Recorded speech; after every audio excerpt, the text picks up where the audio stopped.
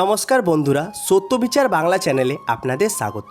হিন্দু ধর্মে তুলসী গাছকে কেবল একটি উদ্ভিদ নয়, বরং দেবী বা মা হিসাবে পূজা করা হয়।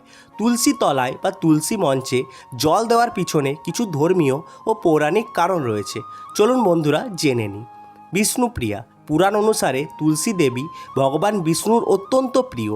বিশ্বাস করা হয় যে তুলসী তলায় জল দিলে ভগবান বিষ্ণু এবং লক্ষ্মী দেবী প্রসন্ন হন, যার ফলে সংসারে সুখ সমৃদ্ধি বজায় থাকে। পবিত্রতা তুলসীকে পবিত্রতার প্রতীক মনে করা হয়। নিয়মিত জল অর্পণ করলে গৃহস্থের চারিপাশের নেতিবাচক শক্তি দূর হয় এবং শুভ শক্তির উদয় হয়।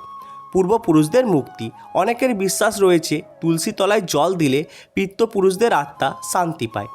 তাই অবশ্যই বন্ধুরা তুলসী তলায় প্রতিনিয়ত জল অর্পণ করবেন এবং সন্ধ্যাবেলায় সন্ধ্যা প্রদীপ জ্বালাবেন।